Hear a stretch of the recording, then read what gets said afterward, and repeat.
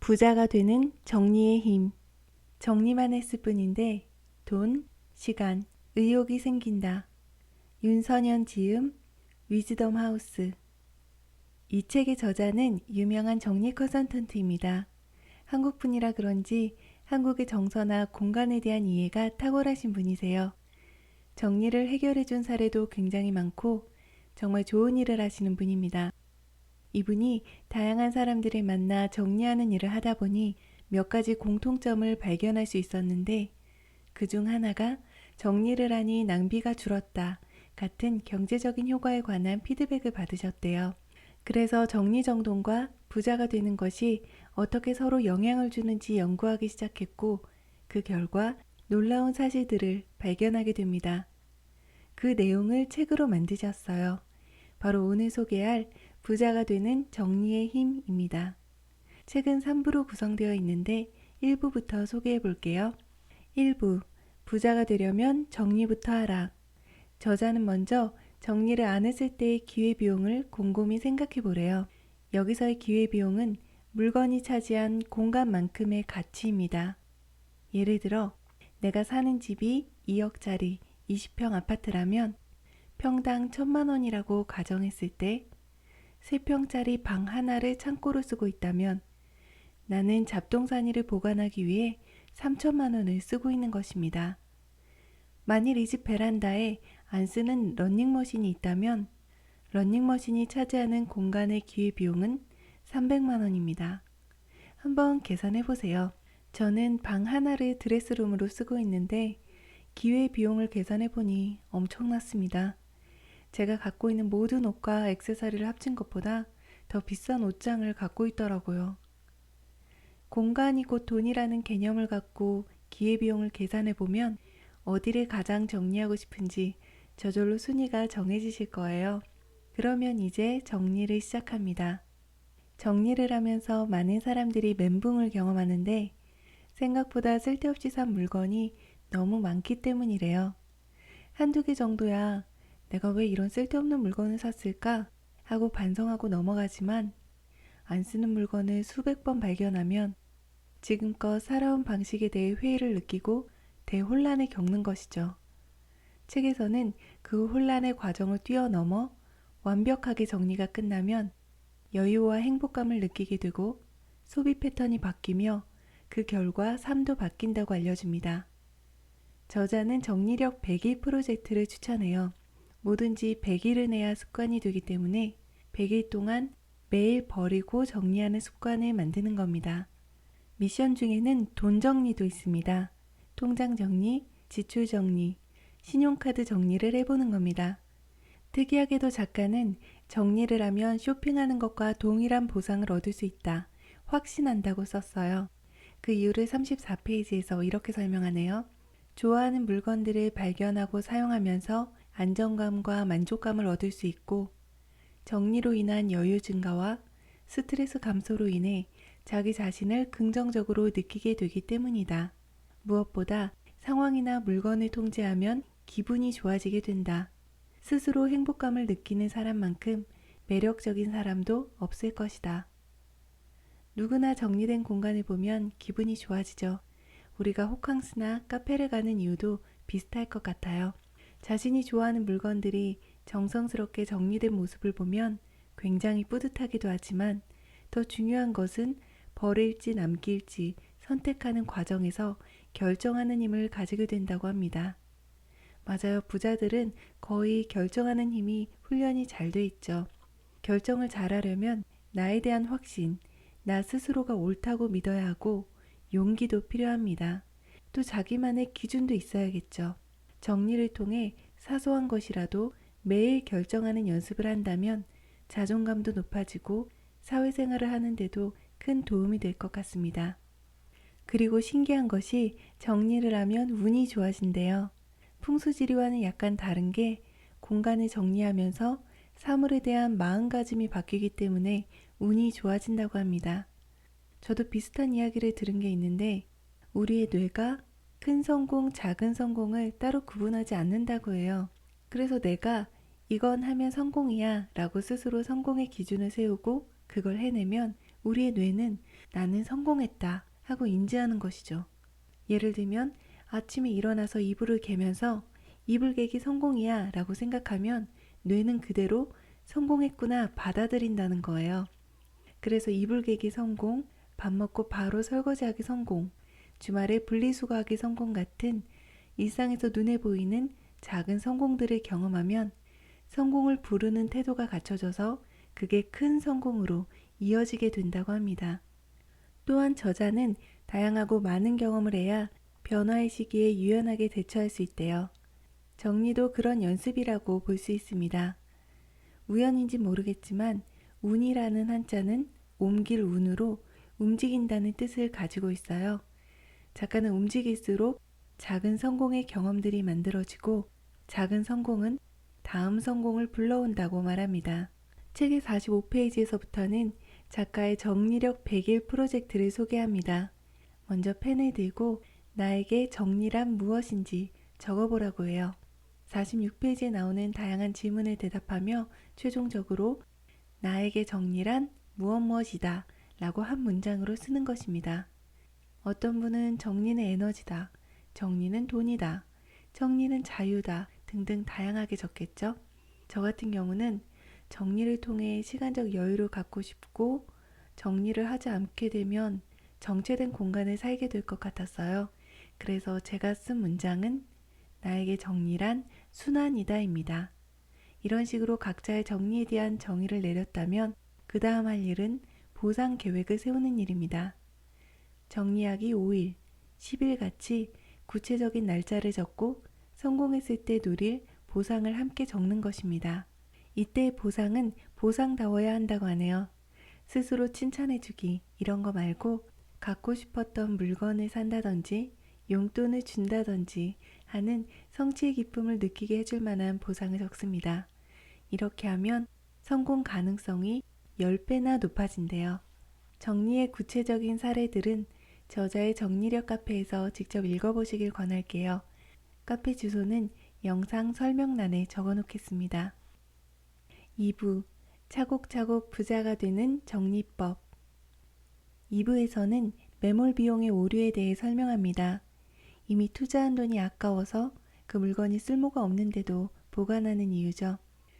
잘 쓰지 않는 물건인데 유지 비용까지 계속 나간다면 그 물건은 비우는 것이 장기적으로 봤을 때 저렴한 경우도 많다고 설명합니다.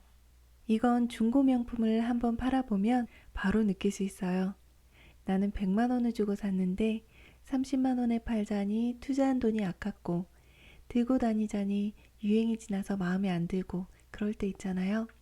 그때는 과감하게 팔아버리면 중고 명품을 생각했을 때 더 이상 신경 쓰지 않아도 되고 사용할까 말까 망설였던 시간, 보관했던 공간도 사라져서 전체적으로 보면 더 경제적인 결정이 됩니다. 책의 67페이지에서는 사람은 현상 유지 편향, 즉 하던 대로 하고 싶다는 태도가 있대요. 이런 본능은 두 가지 심리를 만들어내는데 첫 번째, 이익보다 손실로 인해 받는 심리적인 고통을 2배 크게 느끼는 것. 두 번째, 아무 선택 없이 가만히 있을 때 일이 잘못되는 것보다 능동적인 선택을 했을 때 일이 잘못되면 훨씬 더 후회를 하는 것입니다. 둘 사이에 아무런 인과관계가 없다고 해도 자신이 해버린 행동에 두려움을 느끼는 게 본능이기 때문이래요. 사람이 물건을 버리기 두려워하는 이유도 이 두 가지 심리 때문이라고 합니다. 그런데 재미있는 사실은 사람들은 단기간에는 자신이 한 행동을 후회하지만 장기적으로 봤을 때는 한 행동보다 하지 않은 행동을 더 오래 기억한대요. 그래서 후회 없는 인생을 살려면 많이 행동해야겠습니다. 이외에도 버리지 못하게 만드는 이유는 게으름과 미루는 습관, 버리는 방법을 몰라서, 절약 강박 때문에 등등을 설명하며 그 해결 방법도 소개하고 있습니다. 저자가 말하는 물건을 버리는 기준은 필요, 시간, 기분, 가치, 공간 이렇게 5가지로 알려줍니다. 하나씩 볼까요? 먼저 필요. 그 물건이 현재 하는 일과 연관되어 있는가 생각해 봐야 합니다. 이 기준으로 보면 과거의 물건들, 특히 이전 회사의 명함, 급여 명세서 같은 것들은 버릴 대상입니다. 또 무심코 모으는 것들이 있습니다. 고무줄, 빵끈, 비닐봉지 같이 계속 생겨나지만 언젠가 쓸 때가 있을 것 같아 모으는 것들은 필요할 때 쉽게 구할 수 있으니 버리라고 합니다. 시간. 그 물건을 사용하기 위해 시간을 낼 수 있는가 생각해 봐야 합니다. 자리만 차지하고 있는 운동기구, 주방기구들은 이걸 내가 쓸 시간이 있는지 솔직하게 고민해 봐야 합니다. 저자는 멋진 감상품이라도 그것을 감상하는 시간이 있어야 가치가 있다고 말해요. 저는 정리 방법에 있어 시간에 대한 부분이 굉장히 새로웠어요. 저 같은 경우는 한국에서는 절대 못 입는 화려한 원피스들을 여행이나 파티 갈 때 입어야지 하는 마음으로 간직하고 있었더라고요. 그런데 저는 휴양지를 안 좋아하거든요. 그러니 그 화려한 옷들은 입을 시간이 없는 거죠. 그래서 몇 벌만 남기고 이참에 정리를 했습니다. 기분. 그 물건은 즐거움을 주는 물건인가 생각해 보래요. 작가는 보기만 해도 기분이 좋아지는 물건은 고민 없이 간직해도 된다고 합니다. 옛날 사진, 마음에 쏙 드는 선물, 기념품 등 좋은 추억의 물건들은 잘 관리해 둡니다. 가치. 그 물건은 나의 가치를 떨어뜨리지 않는 물건인가 생각해 봐야 합니다. 사람들은 포장 용기나 저렴한 그릇을 재사용하면서 정작 비싸고 예쁜 그릇들은 손님들을 위해 보관만 한대요. 작가는 나에게 가장 귀한 손님은 우리 가족이라고 하면서 지금부터라도 질 좋은 물건을 쓰면서 나를 가치 있게 생각해야 부자의 운도 따라온다고 말합니다. 공간. 그 물건을 보관할 공간이 있는지 생각해 보라고 합니다. 버리는 방법으로는 매일 한 개씩 버리는 방법과 한 분류의 물건, 책이나 옷을 한 번에 정리하는 방법이 있어요. 각자의 성격에 맞게 선택하면 될 것 같습니다. 책의 88페이지부터는 돈 정리법이 나옵니다. 돈 정리의 시작은 지갑을 정리하는 겁니다. 간단히 요약하자면 꺼내고 분류하기, 버리기, 수납하기, 필요한 것 채우기 순으로 진행하면 됩니다. 지갑 정리는 간단하지만 절약의 효과는 크다고 해요. 그 다음은 한 달 동안 쓰는 고정지출 비용을 적어보래요. 대출금, 관리비, 통신비, 보험, 식비, 교통비, 개인 용돈 등등을 적어봅니다. 고정 지출을 파악했다면 앞으로의 지출 계획과 저축 계획을 세워봅니다. 지출 계획은 신용카드 사용 한도를 줄인다든지, 대중교통을 많이 이용한다든지, 보험을 줄인다든지 등등입니다. 저자는 정리정돈을 하면서 저축보다 지출 계획에 집중하면 돈을 더 빨리 모을 수 있다고 합니다. 예를 들어 청구서들을 한번 정리해서 인터넷 청구서로 바꿔 할인을 받고 거기에 할인되는 카드로 자동이체 신청을 하면 지출도 줄이고 더 이상 신경 쓰지 않아도 되기 때문에 일석이조입니다. 작가는 실제로 정리를 도와주면서 돈뭉치를 찾기도 한대요. 서류 사이나 옷 사이에 숨겨두고 잊어버린 비상금을 많이 찾아주신다고 합니다. 책의 123페이지부터는 12페이지에 걸쳐 냉장고를 정리하는 방법을 소개하고 있고 135페이지부터는 21페이지에 걸쳐 옷 정리하는 법을 알려줍니다. 책의 핵심적인 내용이라 느낀 점만 말씀드릴게요. 냉장고를 정리할 때는 지정석을 만들어주라고 해요. 냉장고는 온 가족이 사용하는 물건인 만큼 나 혼자 정리를 잘해서는 소용이 없답니다. 그래서 냉장고 한 칸에 자주 꺼내는 반찬을 모아두고 밑반찬이라고 써서 냉장고 안에 붙여 놓으라고 말해요. 어떤 가족은 이걸 온 가족이 지키는데 3개월이 걸렸다고 하네요. 옷 정리에 대해서는 우선 비우라고 하면서 옷이 아무리 많아도 결국 입는 옷만 입는다고 합니다. 135페이지에서 이렇게 설명합니다. 손이 가는 옷들은 아래의 조건에 충족하는 옷들이다.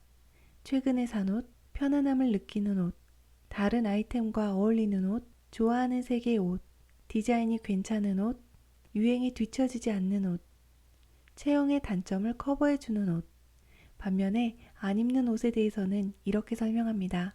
해진 옷, 입을 일이 너무 없는 화려한 옷, 사이즈가 작은 옷, 사이즈가 큰 옷, 불편한 옷, 옛날에 대유행했던 옷, 이런 옷들은 정리 전에 최대한 비워야 합니다. 모두 공감하시죠? 그리고 옷은 관련한 아이템까지 모두 한 공간에 수납해야 옷을 찾아 이 방 저 방 다니지 않게 된대요. 그 외에도 주부라면 솔깃할 아이 스스로 방을 정리하게 하는 방법, 집중이 잘 되는 공부방 만드는 방법 등의 꿀팁도 소개하고 있습니다. 185페이지부터는 일 정리를 통해 시간을 통제하고 수익을 올리는 방법에 대해서도 알려줍니다. 저자는 시간도 공간처럼 정리할 수 있었다고 해요.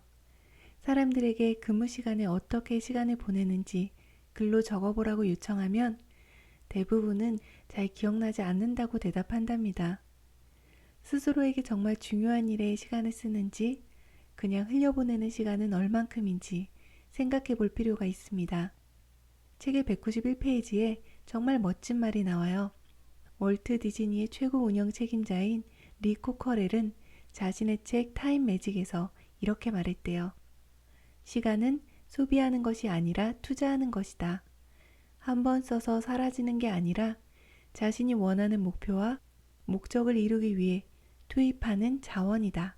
시간은 돈이다 라는 말은 들어봤지만 시간은 투자하는 자원이다 라고 표현하니까 더 확 와닿는 것 같아요. 그러니 시간을 낭비하면 돈이 낭비되는 것과 같다고 볼 수 있겠네요.